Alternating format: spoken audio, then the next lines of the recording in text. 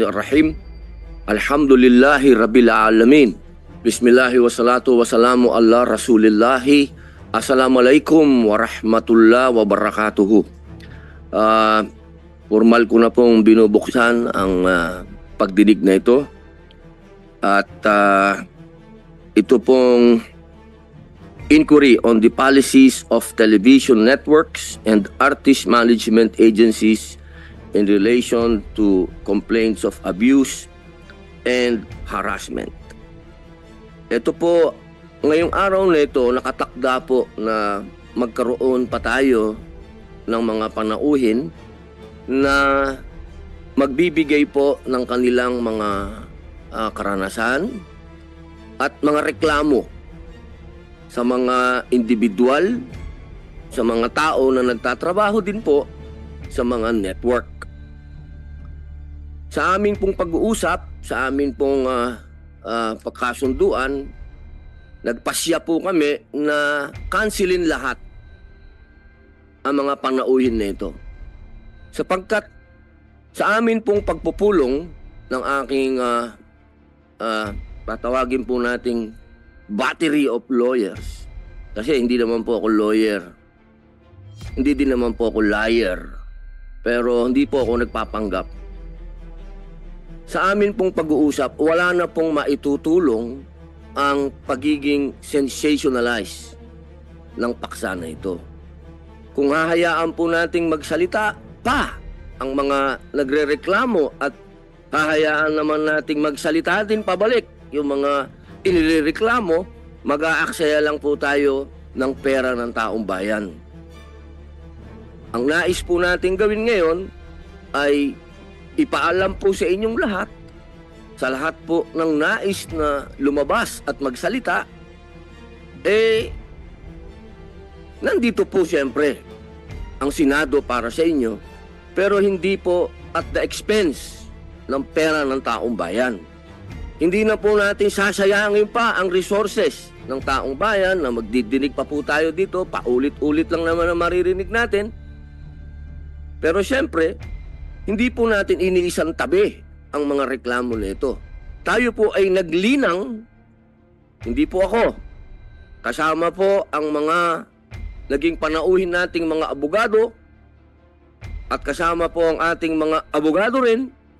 Tayo po ay nakapaglinang ng mga panukala para sagutin po, ito na po yung magiging panangga.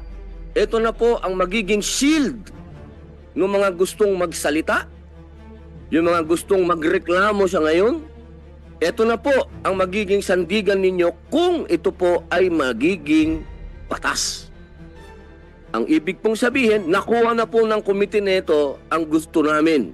Ano po ba ang gusto namin? Ang amin pong mandato ay gumawa ng panukalang batas para maging batas. Hindi po kami para maging husgado.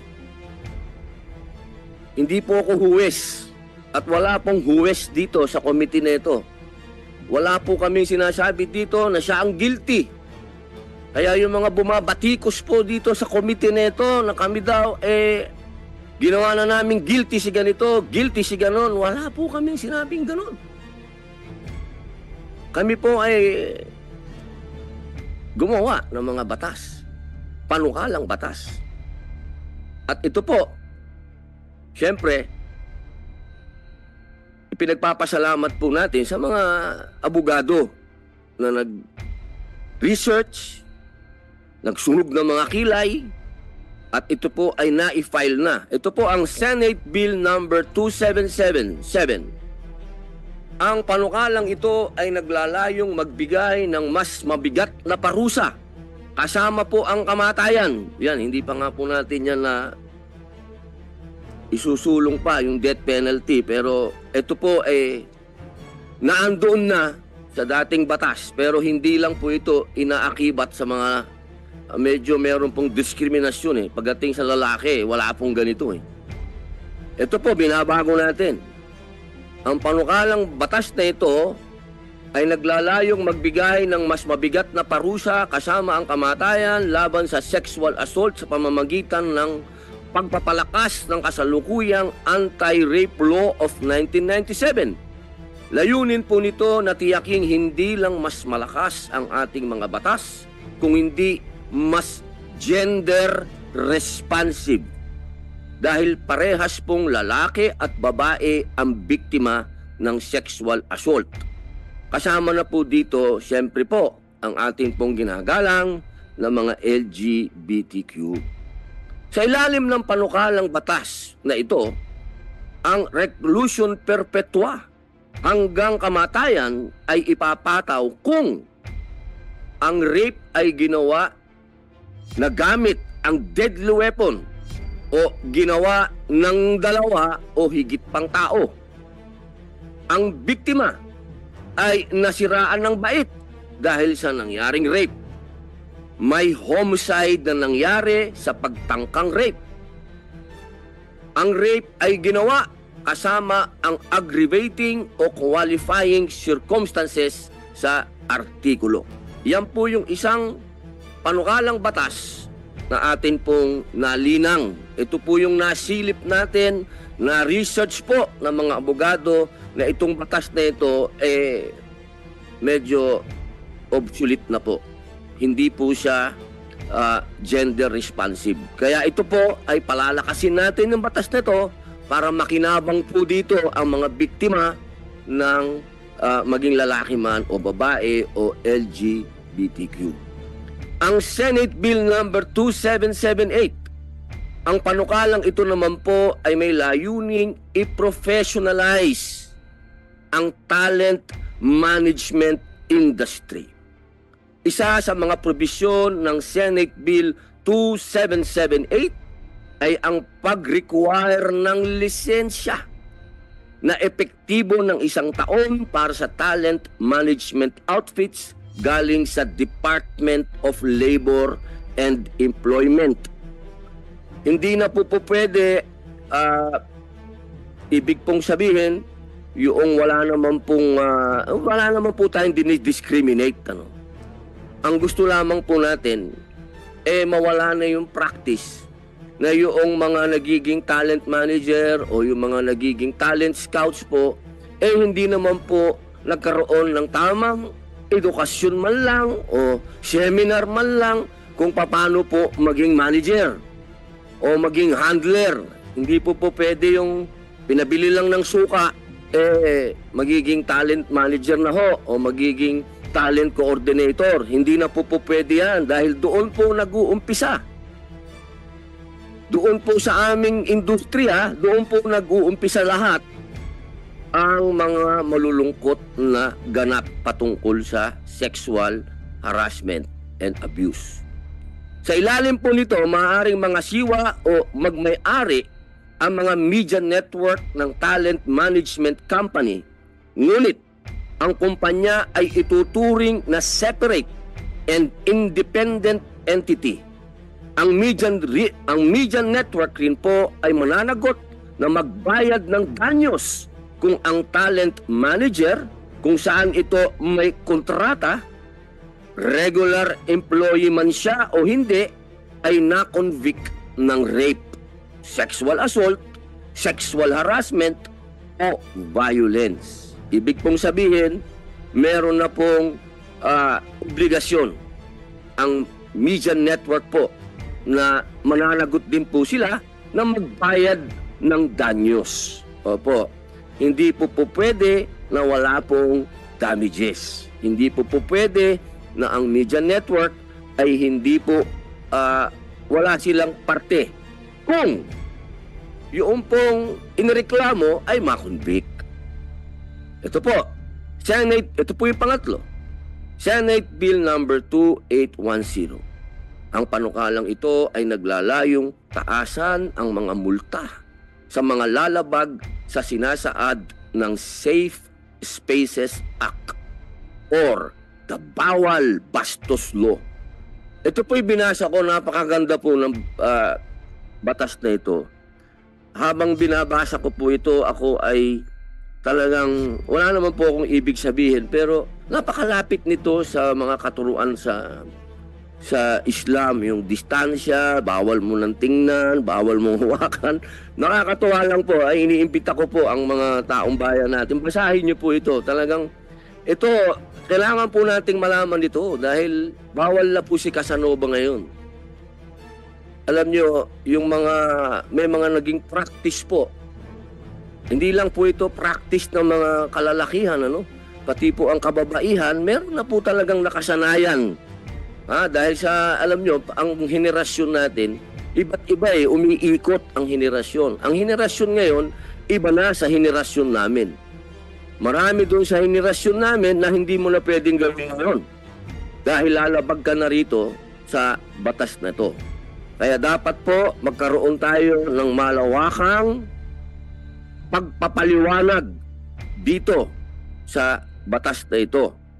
Ito po ay tugon natin sa mga pahayag at patotoo na hindi iniinda ng mga kumpanya ang maliliit na halaga ng multa na nakasaad sa ating kasalukuyang batas.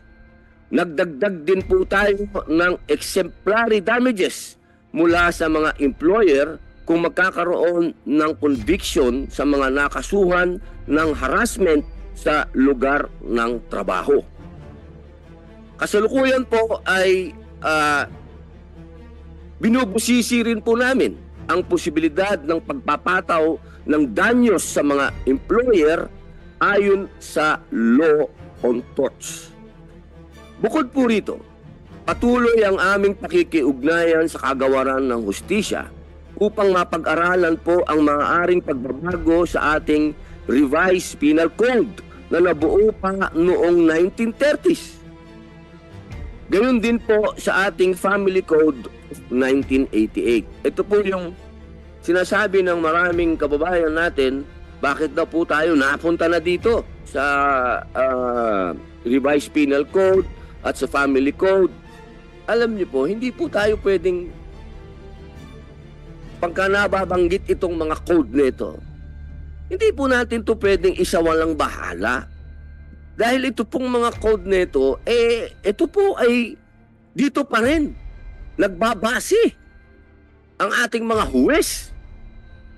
Kung ito po ay ginawa pa noong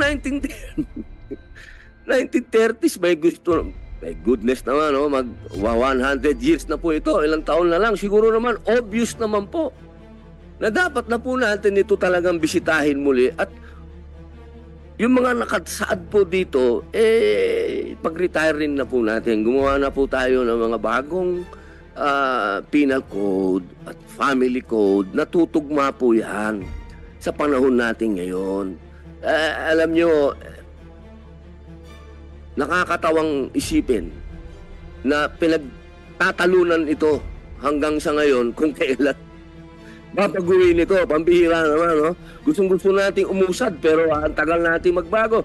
Pero maganda naman ang balita dahil ang sabi po ng DOJ nung kausap natin sila, meron na pong mga hakbang para itong mga code na ito makasabay na po sa panahon ngayon. Nakakalungkot pong isipin pero naniniwala po ako na nakapag-commit sa atin ang DOJ na makikipagtulungan po sa ating opisina para magawa po natin ng pinakamabilis na ito pong mga code na ito ay babago. At siyempre po naman, bilang panghuli, tayo po ay nagpapasalamat din sa Office of the Court Administrator po ito ng Supreme Court sapagkat napag-usapan din po natin ng pagdinig na pag-aaralan po nila na magkaroon ng korte particular po na tatalakay sa mga kaso ng sexual harassment doon po sa workplace. Yun po ang ating pakiusap sa kanila dahil sa ating pong paniwala. Yan pong sexual harassment, pagka ginawa mo yan, halimbawa nangyari yan sa isang lugar na pinairal nung nakatataas ang kanyang kapangyarihan para puwersahin ang isang tao, labagin ang karapatan ng isang tao, morally, physically, lahat na sexual palagay ko po yung isang bagay na yan ay pwedeng pag-umpisahan talaga ng mental health problem. Kaya hindi po ito dapat patagalin. Pag ito ay nagkaroon ng kaso, kailangan po desisyonan kagad. Hindi po ito pwedeng isa po yan sa mga dahilan kung bakit kami nag-cancel ng mga bisita po namin ngayon, sapagkat sa kadahilan ng yung iba pong kaso medyo may katagalan na po. Ang hirap na pong ipangako sa kanila na meron pa po tayong magagawa dahil wala naman po tayong, marami po tayong mga batas na dapat, panukalang batas na dapat isulong sa pangyayaring ito. Para po yung mga katulad po niyan, ng mga cold case, yung mga tinatawag na matagal nang nangyari, ngayon bubuksan, ngayon irereklamo yung isang tao, yung inireklamo meron ng pamilya o yung inireklamo, mapakabigat po ng usapin nito. Pinagmumulan po siya ng napakadaming, nagiging sensationalized po siya. Kaya nagdesisyon po kami na ito na lang. Meron na tayong mga batas na panukalang batas, ito na. Igawin na natin to, i-file na natin ito at mapunta sa mga komite katulad ng Committee on Justice o mapag-aralan doon para maging batas at mapigil na po kung ano man yung mga mangyayari pa. Yung mga nangyari na ng matagal na, tingnan po natin kung anong panukalang batas ang pwede nating malinang para maharap po yung mga reklamo at mga karanasan nitong mga taong gustong magsalita ngayon. Titingnan po natin, pero sa ngayon, sa ginawa po namin pagdinig, yan po yung mga batas na aming panukalang batas na amin nalinang. Meron pa pong isa, pero pinag-aaralan pa po namin ng maigi, lalong-lalo na po yung ating mga abogado, yung pong halimbawa, yung media network na inireklamo ng isang empleyado nila o artista o news reporter o kahit sino doon sa media network na nagreklamo na napagkaisahan na wag na siyang bigyan ng trabaho. Inaksyonan nga nung media network, sinuspindi nga yung nireklamo ng tao, pero nung nasuspindi na yung inireklamo, yung nagreklamo naman hindi na binigyan ng trabaho. Nawalan na ng buhay dun sa buong industriya niya o dun sa buong workplace niya kahit saan siya lumipat na trabaho. Dahil may koneksyon yung opisinang yon, hindi na siya nagkaroon ng trabaho. Kailangan po merong matinding kaso dyan. Kailangan merong batas dyan na hindi dapat kailanman magkaroon ng conspiracy doon sa taong nagreklamo. Hindi pwede. Kailangan meron po yung moral damages. Pinag-uusapan po namin napag-desisyon ng kagabi na walang criminal liability. Pero sa damages, civil dapat meron. Moral damages meron. O hindi po pwedeng wala. Yan po ang aming ganap ngayong araw nito. Bilang panghuli po, hindi po muna natin i-adjourn ang pagdinig ng committee ito ukol po sa ating pagsta bilang pagbibigay daan po sa sino mang legal, sino mang abogado. Abogado po, uulitin ko po kung sino man pong merong siyang nasa isip na pwede natin gawing panukalang batas na patungkol po dito, inaanyayahan po namin kayo magsalita bago kami mag-adjourn. Bibigyan pa po namin kayo ng isa pang pagkakataon. Pero wag na po kayo sanang maging, ang dating maging, parang ito po maging platform natin para tayo po mag-grandstanding o gumawa ng pangalan. Hindi po ito, sayang po ang pera ng taong bayan. Ang hinihingi ko po yung mga abogado na meron po kayong nasa isip na baguhin pa, idagdag. Inaanyayahan ko po kayo. Kung wala na po, sa susunod, i-adjourn na po namin ito. Gusto lamang po namin sabihin sa lahat na narinig namin ang inyong mga hinaing. Kahit po sa mga social media, na lumalabas ng mga artista, mga reporter na mga nagsasalita ngayon na sila ay naging biktima ng sexual harassment, kaisa po nyo kami. Pero itong mga bagay na ito, pwede po natin itong pag-usapan sa labas na ng pagdinig ng Senado. Sa ngayon po, meron na po tayong mga batas na panukalang batas na nalinang at hayaan na po natin na itong mga panukalang batas na ito ay mapasakamay po ng mga komite kung saan ito mapupunta at isang araw ito po ay maging batas, inshallah. Muli po, nagpapasalamat po ako kay Ginoong Nino Mulak, kay Ginoong Sandro Mulak, sa kanilang mga abogado, sa NBI, maraming salamat po sa mga network, sa GMA, sa TV5, IBC 13, ABS-CBN, sa mga inireklamo, kila Jojo, kila Richard, sa mga abogado nila, maraming salamat kay Attorney Lorna Kapunan, kay Gerard, kay Attorney Topacio, sa lahat po, sa DOJ, maraming salamat po sa inyong lahat na aming naging bisita at malaki po ang naitulong nyo. Sa ngayon po, 4 na panukalang batas po ang nagawa natin patungkol po sa pagdinig na ito.